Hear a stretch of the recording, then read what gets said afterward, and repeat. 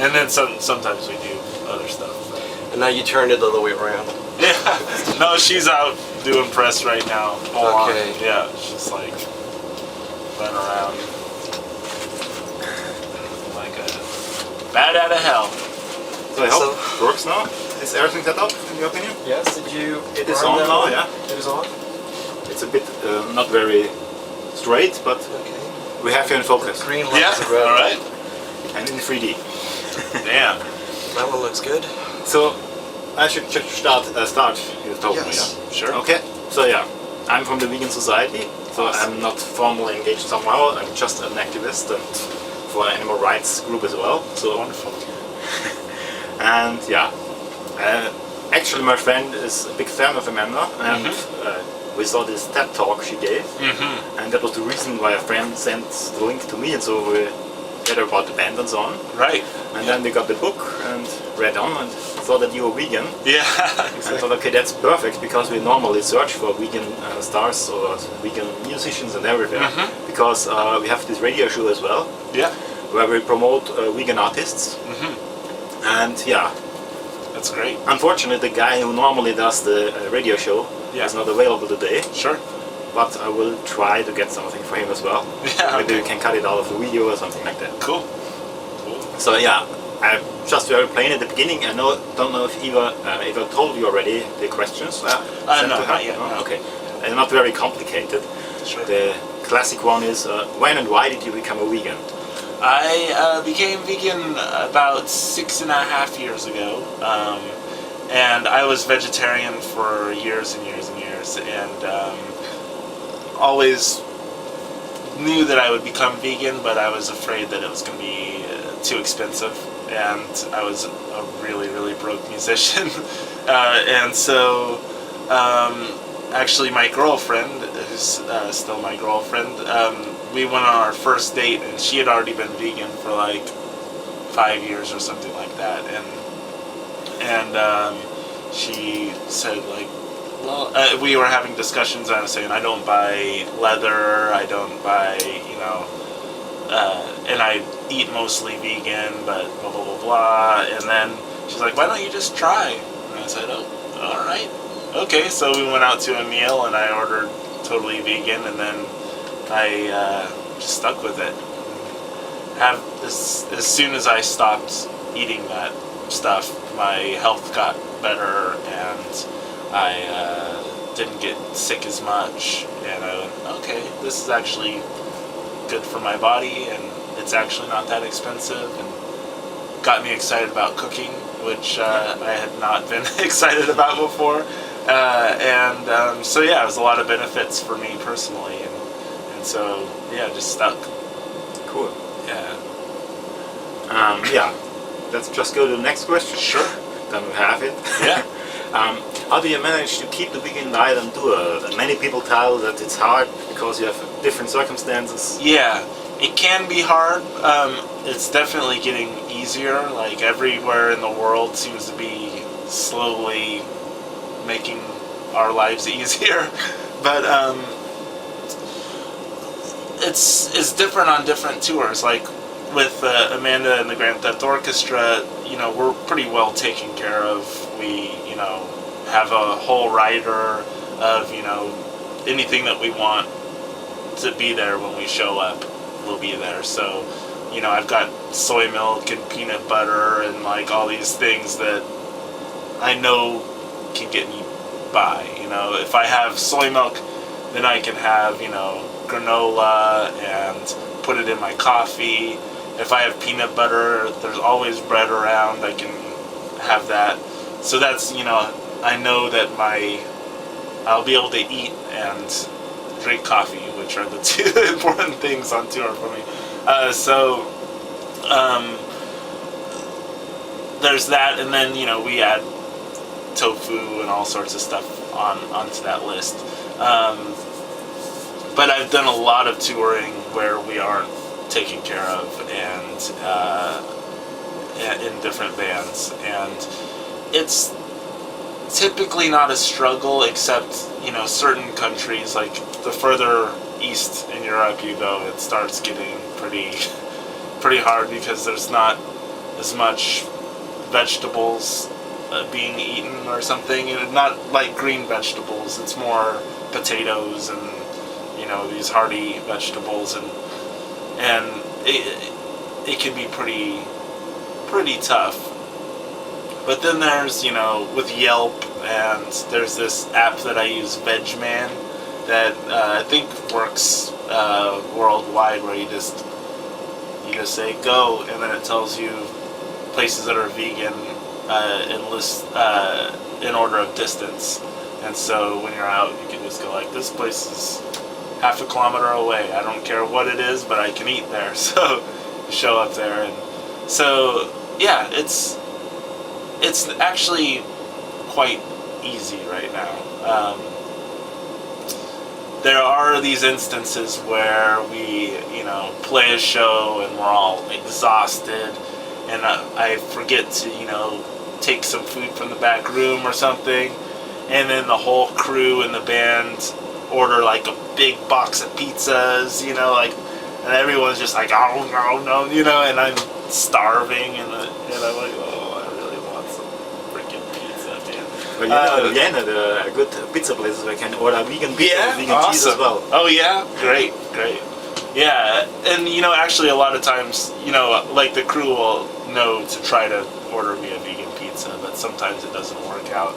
So there's every once in a while it's like, damn it, but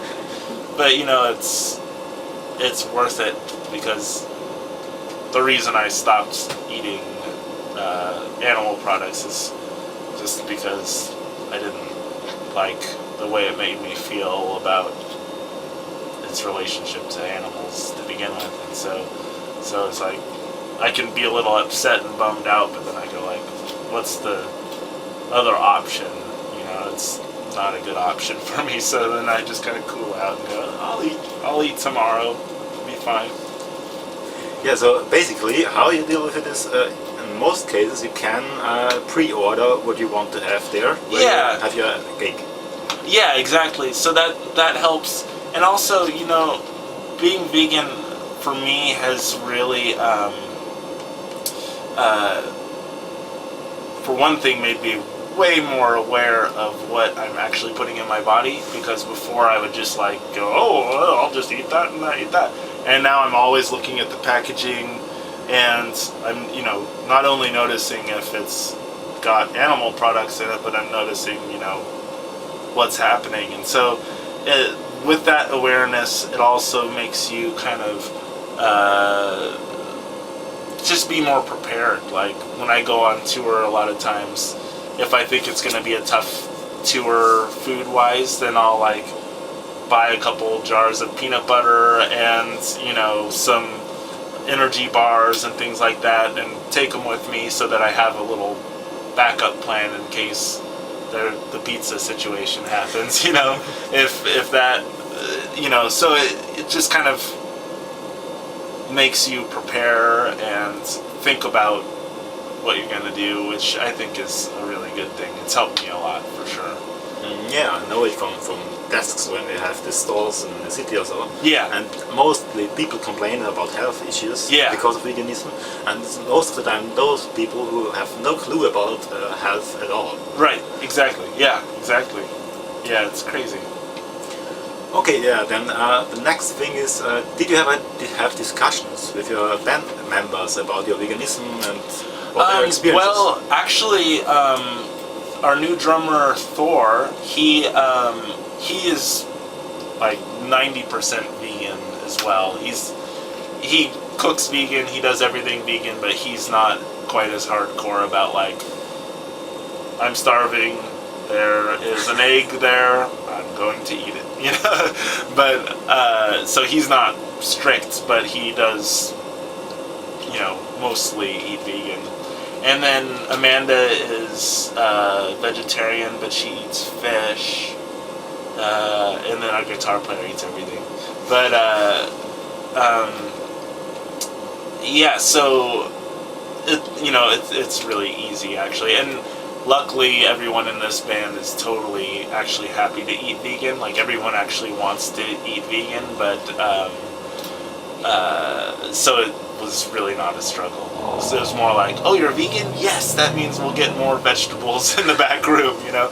So everyone's conscious of their health. So you had no issues with, oh no, we want this, and why you have to make that complicated? Oh, definitely not. Definitely not. That's great. Yeah, every band that I've been in has been... No problem. Every band that I've been in has been pretty much like either all vegetarians or half vegetarian or something like that. So it's always been really easy. Great. Yeah, you already answered my question I have here, because it was about you see a development in the public, because the veganism is easier than it was years before. Yeah, It's gotten better. yeah, a lot better. And how does the general public respond to veganism if they know about it and so on? What is your feeling about that? The general public doesn't seem to really care. but you know, the one thing I do have to say I feel sad about as being a vegan is that a lot of, you know, when you're traveling, you know, sometimes you end up in someone's place in like in Italy or something like that, and they want to cook you this insane meal, and it's like very personal to them, and you just have to go, sorry, I'm vegan, I can't eat any of your food. And that's the only struggle that I find with it. But you know, as with most, I feel like most cultures that I've gone to, there's actually already naturally vegan dishes that can be prepared, that if you tell them ahead of time, you know, that you're vegan, then they can go, oh, okay, yeah, well, there's these, you know, this pasta that I can make that is all the vegetables from my garden, blah, blah, blah, blah, and they'll make something that's, you know, naturally vegan, but totally awesome. Cool. Yeah. What's your favorite dish? My favorite dish, to cook, or that I make, or that a restaurant makes. Doesn't matter in this case. Okay, yeah. That I personally make.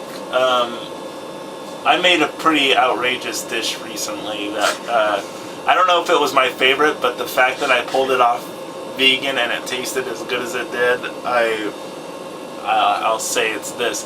I made I went out and foraged mushrooms. So I found mushrooms out in the forest and sauteed the mushrooms, and then I made vegan ricotta with tofu and you know, some spices and basil and all this. Then I made noodles from scratch. Made ravioli noodles and filled it with the mushrooms and the ricotta.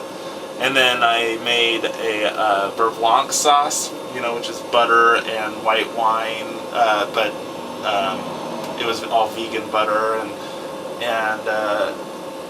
it was, yeah, so vegan ravioli with beurre blanc. And did you share it with many people? I did, actually, yeah. I invited a crew over, and it was really, really good. And then there's this restaurant in New York called Blossom that is all vegan. I think it's all vegan. It's either vegetarian or vegan or all vegan. But they make this one seitan steak with a what kind of sauce is that? Shoot. It's really dark. Shoot, I'll remember in a minute. It's like a port wine sauce stuff that they drizzle over it. And I think that's my favorite thing I've ever eaten. I love it. And yeah, that brings me to the next point. You traveled a lot all over the world. Yeah.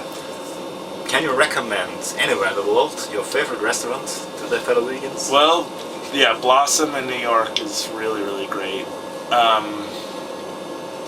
Let's see. You know, it's a good question. Because I find myself at restaurants that I totally fall in love with all the time, but, you know, it's like being asked what your favorite band is, and then you go, like, mind goes blank. Let's see.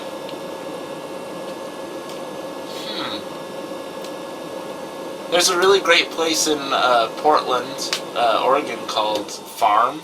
That's really lovely.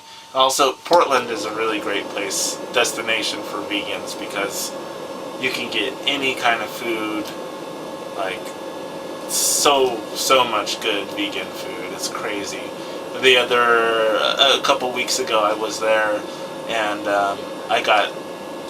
there was a all Italian, all vegan place that it's pretty like fancy restaurant. It was delicious, and they had, as a starter, they had cheese plates with like, all these imported vegan cheeses from all over the world, and it was like, this is ridiculous, man. This is so cool. That was lovely. I forget the name of that place though, too. I'm terrible with names, especially when there's food in front of me. You can tell me later, maybe. Yeah, can sure. make a list, or you can give us the recipe. And totally, print it. Yeah, definitely. Yeah, that was basically my list.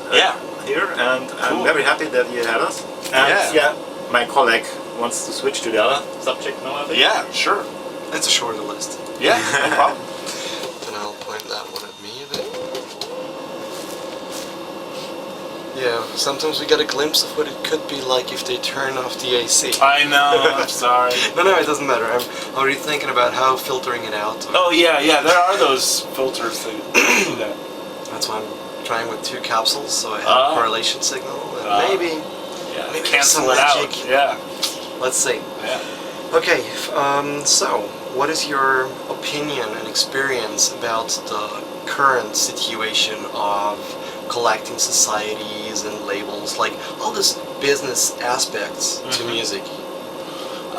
Well, my experience has been kind of all over the place. I think, as with most people making music right now, some of the music that I make, like the music I make with Amanda, is obviously like in a world of its own, of the like how she's making it work.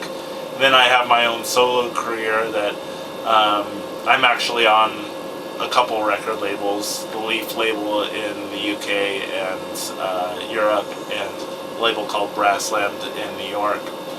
And then I've put stuff out myself, so I've done it all sorts of different ways, and I feel like there's pluses and minuses to every way at the moment. Of course, putting it out myself,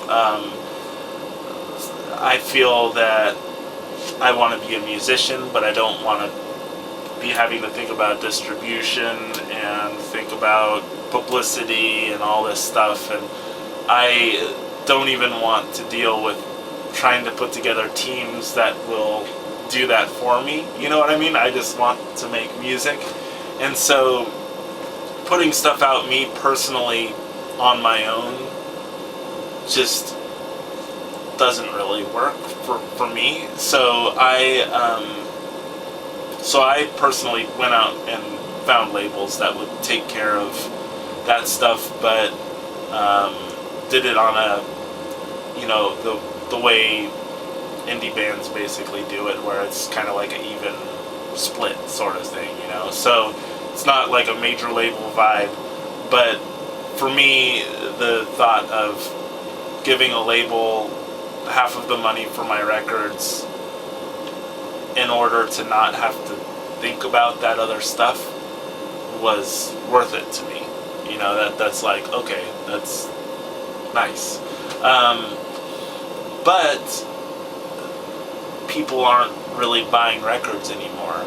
And so there's this whole thing where it's like they're trying to do their job, but people aren't necessarily buying records, and you're looking to them to sell records. So it kind of brings you back to this point where you go, well, maybe I don't,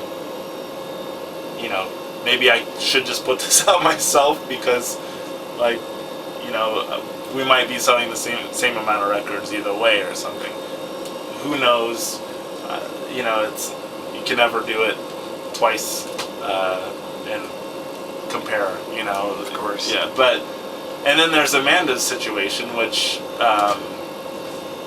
works extremely well for her because, you know, she has this extremely devoted audience, and she did her Kickstarter in a way where, you know, I feel like a lot of people miss the point with Kickstarter. They think that they can just have a cool project and say, hey, we're this cool band making this cool record and give us your money, you know, and we'll give you a record and we'll sign it or something. But Amanda, like, used it as a vehicle to make real art projects, you know, as all the different levels went up and, you know, how much more money you gave, you really actually saw a difference in what you received. It was, you know, every different price point had this amazing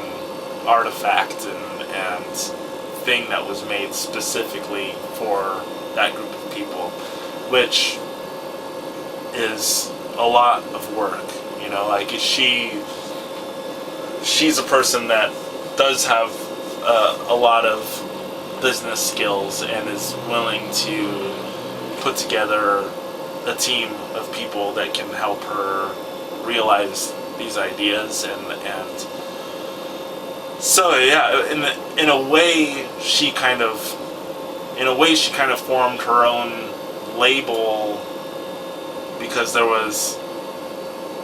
she formed her own business or something, you know. It's like these distributors and these artists and these publicists and all these things in her team, and then she was able to make that Kickstarter happen the way it did. And it's like, as you said, and I totally agree with you, like from an artist and musician's point of view, it's, I want to make music. I don't want to care about all these things, be it the bills or the business or PR or that. Right. And, but do you think there's a reason why this is actually, I mean, this is what labels were and producers, why they became existent, you know? Right. Everything started with music and people want to make stuff. Right. And then, of course, these things are mandatory and you have to deal with them at a sooner or later point. Right. And then you find people who do this. Right. But right now, from what you see in the public and also in the private sector, like even the kids who are still in school, they hear about like copyright issues, infringement, and do's and don'ts, and evil pirates on the interweb.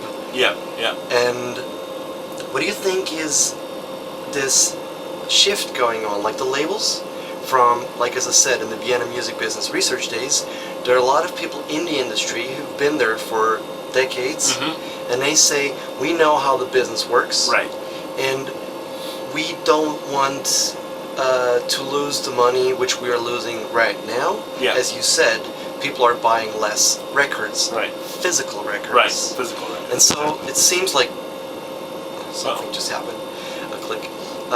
It seems that it's shifting because people are not consuming less music. They're just having instantaneous access.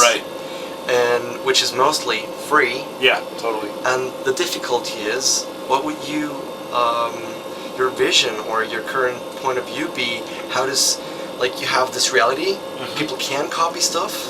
We have to live with this. Yeah, sure. And trying to keep this in the illegal sphere, it doesn't solve the problem because people are not having the feeling that they're doing something that actually hurts someone.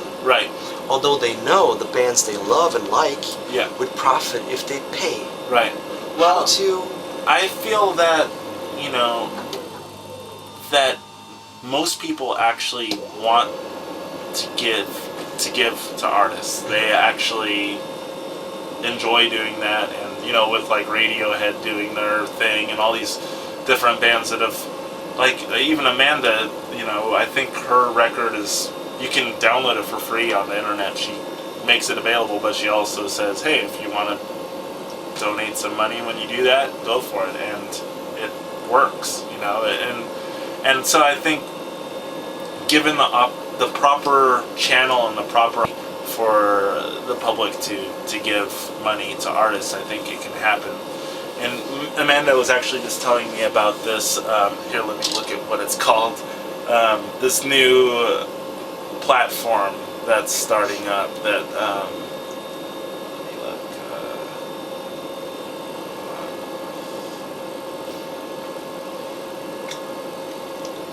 It's called.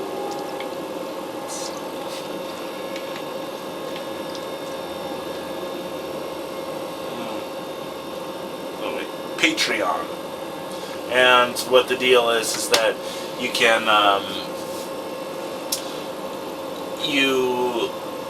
actually just, it's kind of like a subscriber service, I guess, where you start collecting fans, and then each time you create something and send it to them, either, you know, MP3s, or you could be a photographer, send them a picture or whatever, they'll pay you like $2 or $5. They can say how much, and then you put a cap on how much money you're willing to give per month. So maybe you only want to give $5 a month if they're sending you stuff, or maybe you want to cap it at $100 a month, and you know, something like that.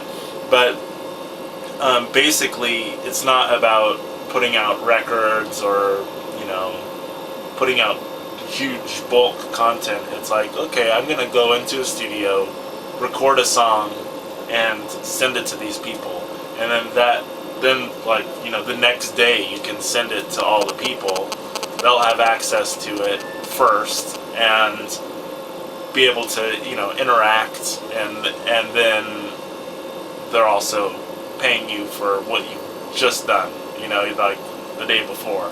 And I guess it's really working super well for several artists already, where, you know, they're like folk singers or something, and they record something and put it out the next day, and $10,000 go into their bank account, and you know, and I think that could be a really cool thing, especially because, you know, it's kind of going back to the way music used to be when recording first started, where, you know, it used to be about a song, and that song would blow up or not, but you'd make a song and test it out and see what happens, and then maybe that blows up, and then if that blows up, then you're going to have more resources and more things to actually create a record or create your next thing. And so I think it's a cool possibility for artists. And you think that no matter who talks with who, it's all about, okay, this works for some because, like you said, Radiohead, or for example 9 Inch Nails, or they are above a certain threshold, sure, regarding their fans. So if they say, we'll give away our tracks for pay as you wish and we get $1 for blah, right, then it works out for them. And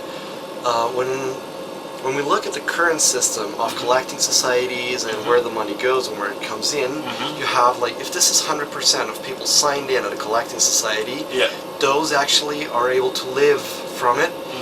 These small amount, like a few percent, are actually making the big money, right, and the majority is neither able to live from it but still making music. Right. And do you think that these opportunities, like putting that stuff on the web, so you don't need a label or anything, you just put it on a website and it's there, and you think that this would also stick in the track of it only works for people who are already famous, or would... I don't know. I think music works in mysterious ways. You know, Definitely. I think, you know, especially with like certain like, you know, Pitchfork or something like that being able to have such a huge impact on what people listen to, and that same sort of thing. It could be like some dude recording on his iPhone and put out a EP, and someone absolutely loves it, and word of mouth happens, and it's a huge deal, you know, super quickly. And I think that it's kind of fair game for anyone. I think it's about timing and content, and making. I think timing is honestly a big part of. And which part do you think the TV and radio stations play in that game these days? Absolutely. I mean, back home watching, you know, the late night shows and stuff like that. Sometimes there's these bands that I've, you know, never heard of, and you can tell they're fresh. Like, they maybe haven't played very many shows, but for some reason they got like in this buzz thing, and are like suddenly up on stage in front of, you know, millions of viewers, and I think it's exciting. I mean, just because that access to recording equipment has become so available that you know, there's a lot more music being made, which I don't think it actually makes it harder to filter out the good stuff. I think it's the same, you know, good music just kind of somehow rises up out of all the not so great music. You really think it automatically happens? I don't want to sound skeptical or something. It's just that I know a lot of bands that are awesome. And nobody knows them. I think it's not all about the music, for sure. I think the music has to be good, but I also know a ton of like genius musicians, especially like musicians, not necessarily bands, but musicians that are just like so good I can hardly stand it. And then, but you know, they're now like old and sitting in their living room playing, and like just never made it happen somehow, and they're more talented than anyone else on stage, you know. And I think you really, and I think it goes with those people and also with bands, that you do have to have a certain business sense these days, and you also have to just like, I don't know,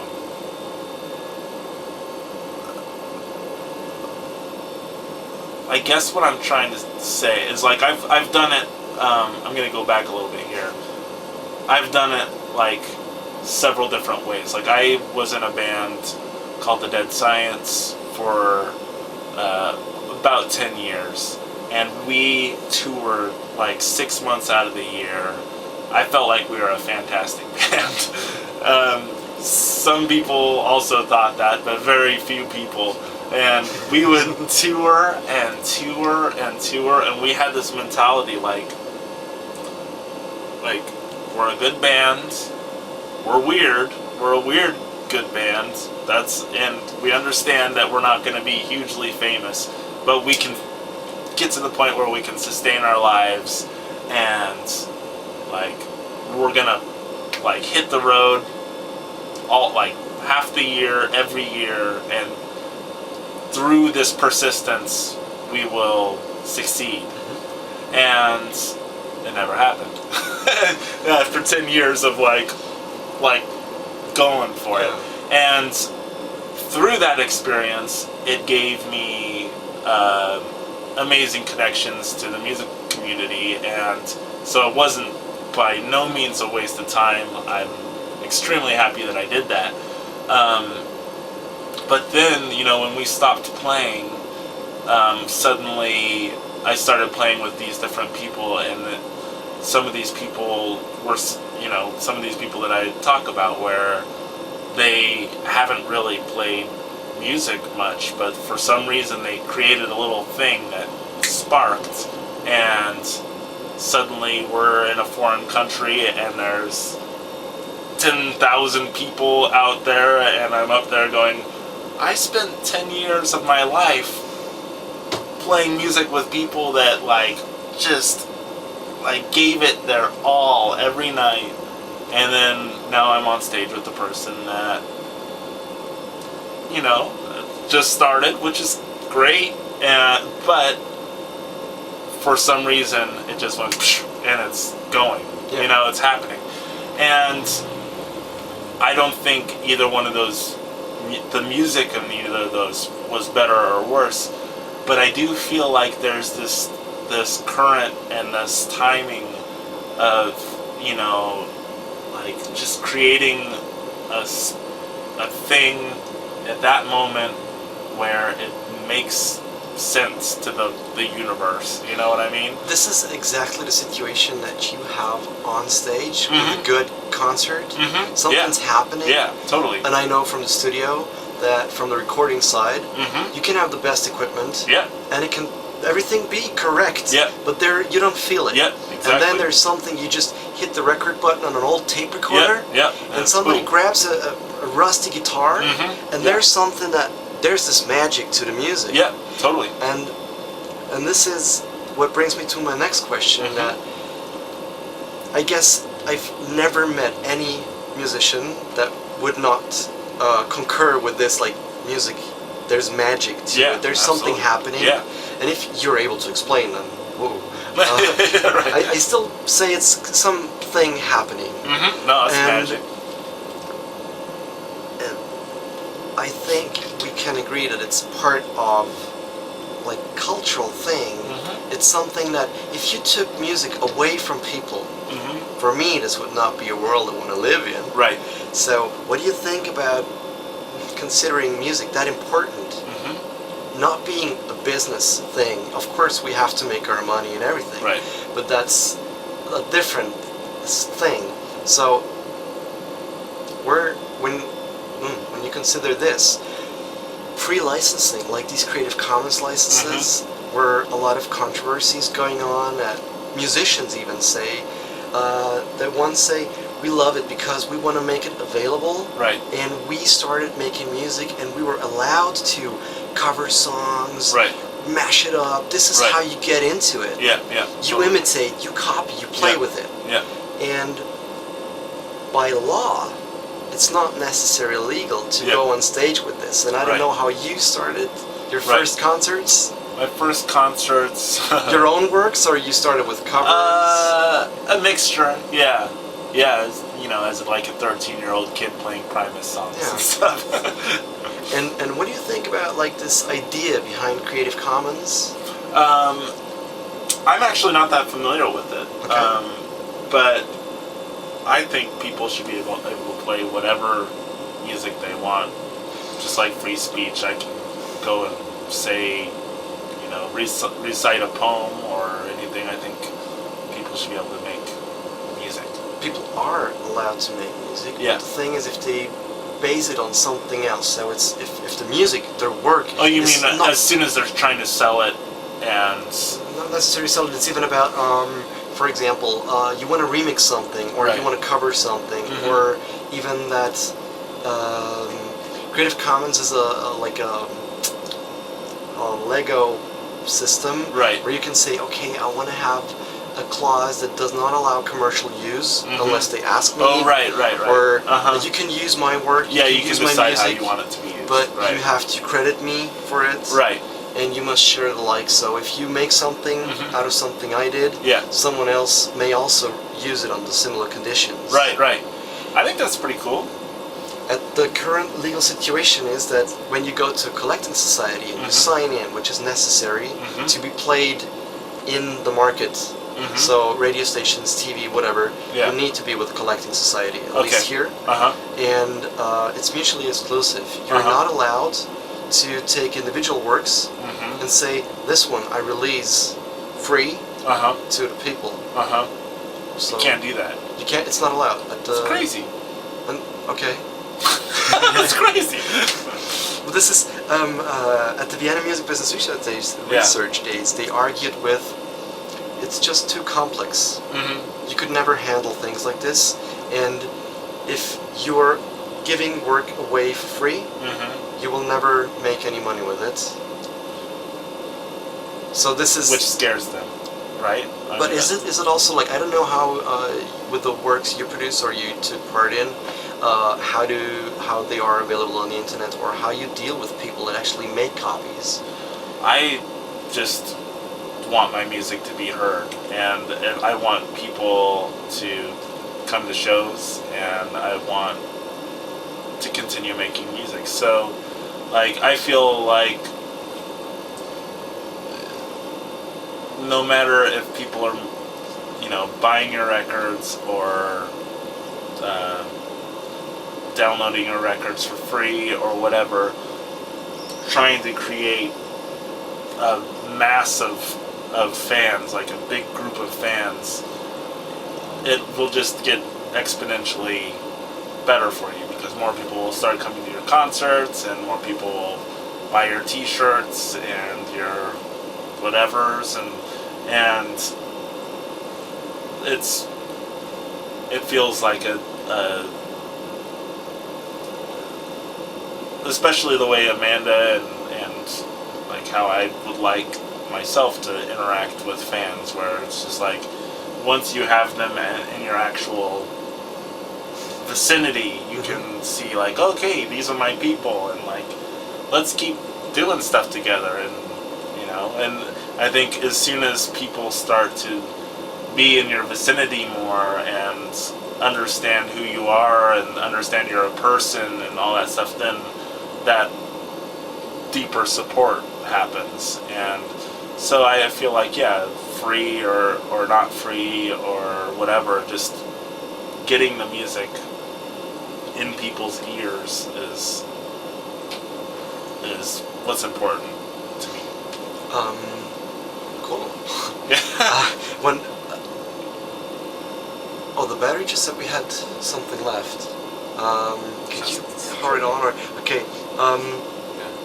Even now the sign is blinking. There's this idea of creating a Creative Commons collective society, because so people can sign in there and actually say, we want our work to be freely available, but if somebody makes a commercial production, they should be able to deal with this. So they can say, okay, you're making a movie or you're a radio channel, Right. and this is a project which is currently being built up, so it doesn't exist yet. Right. And what do you think about this idea to have this commercial approach, but at the same time having this, we want our music to be available? Right.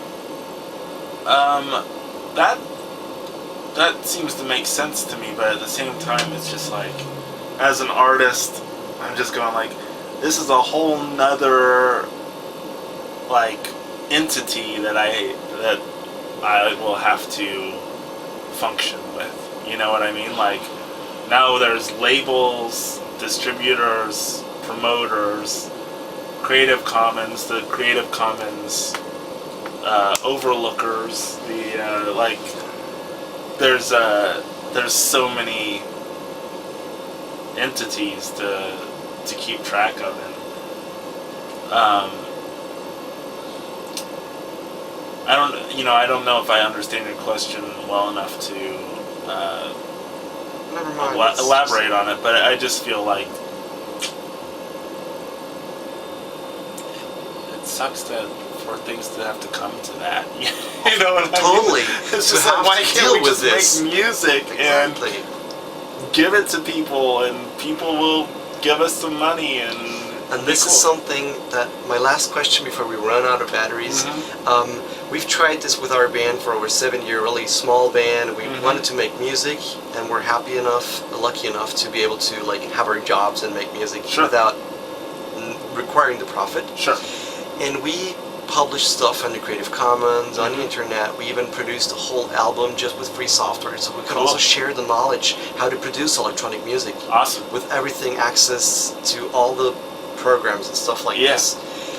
And our singer once said, because our stuff is freely available, and we share all this because we want it to be on the same level as people we make music with, not for. Yeah, totally. And she said it loses the value if people have free access to it.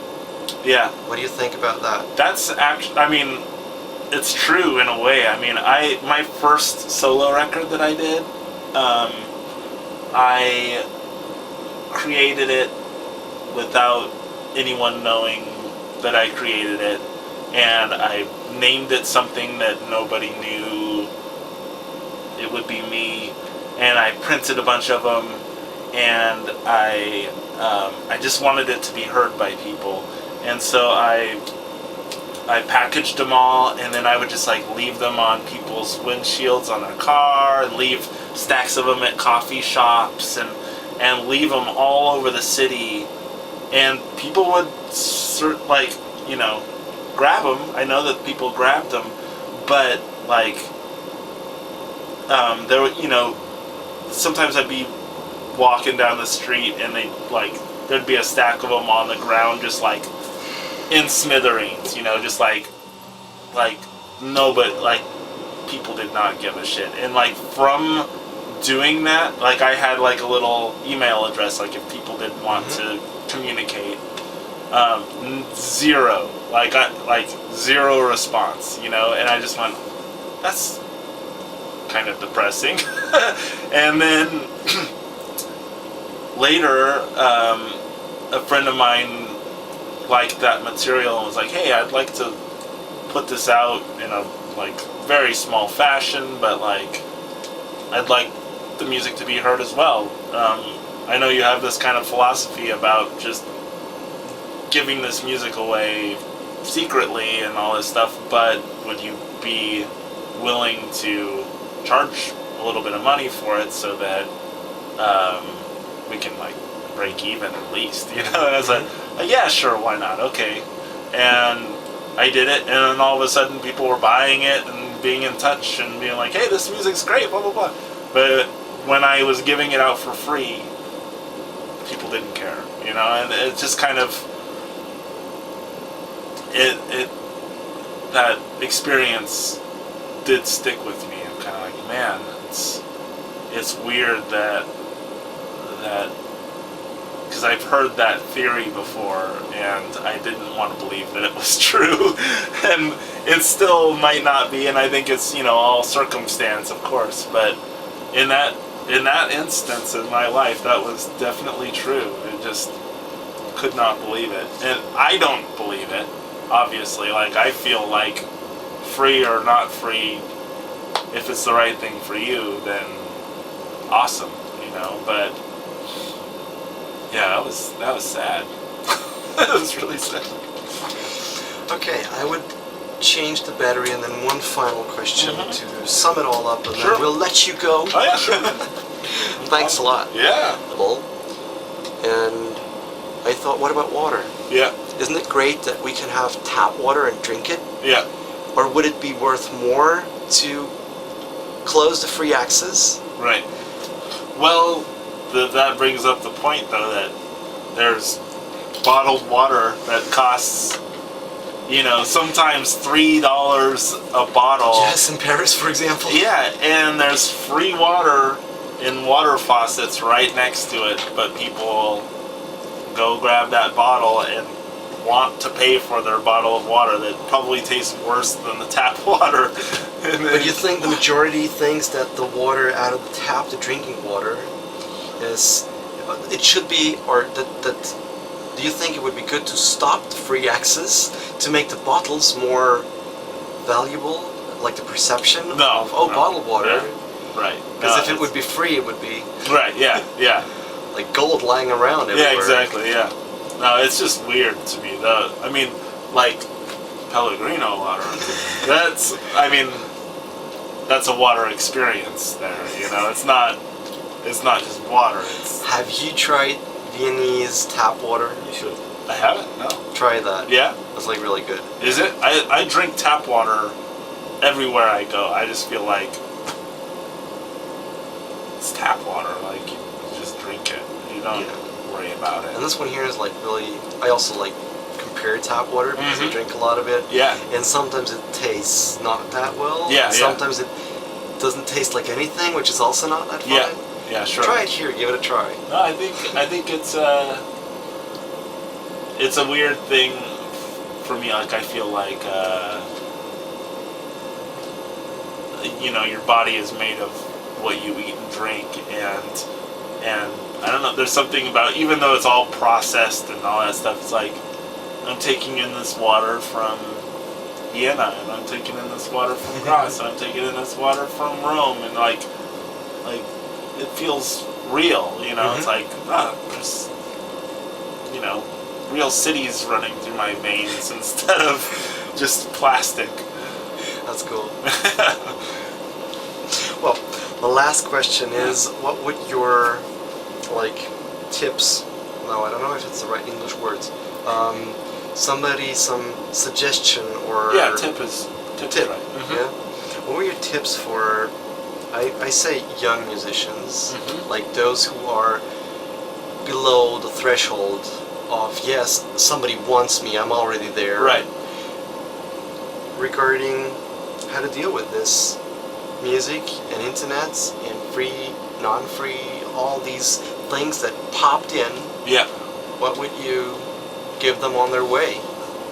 I would just say try to make as good a music as you can, and try to wait until there is that magic and that spark, and let things grow organically, and don't sign anything too fast. That's basically. But yeah, I mean, I think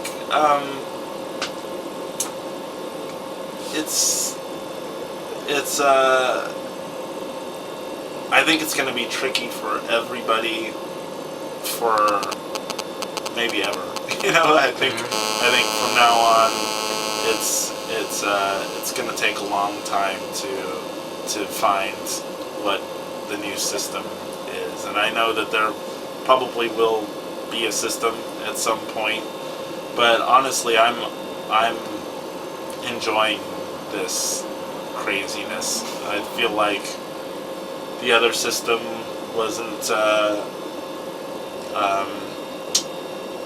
very conducive to artists necessarily, and this, as far as the creation of and freedom that the current situation gives you, where there's too much freedom now, I think before there was a lack of freedom, now we have too much freedom, and when we can kind of find that middle balance, that's when, I think it'll be really nice. I think it's gonna take a while. I think people have to, or it would be the right time to try out new stuff, because it's uncharted. Yeah, absolutely. Yeah, I think Kickstarter is definitely. I mean, they're something where they're not just a company and this is what we do. This is how we do it. Like old labels are. They're.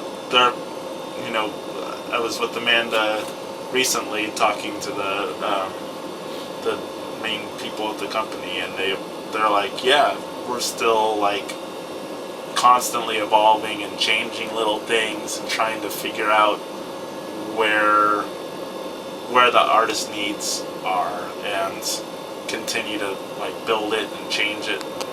And meanwhile, there's all these kind of Kickstarter spin-off things starting up that are maybe already a little bit more forward thinking, from Kickstarter, but doesn't have the big muscle that Kickstarter now has, and so I think it's all morphing and but yeah, I think it's on its way. I'm happy that I can somehow make art, whether I'm living in a van or in a house or whatever. It's like, I don't know. You just gotta love what you do, basically. I think. Those words are perfect. Yeah. Then, thank you very much. Yeah, man. Absolutely. Thanks a lot. Yeah.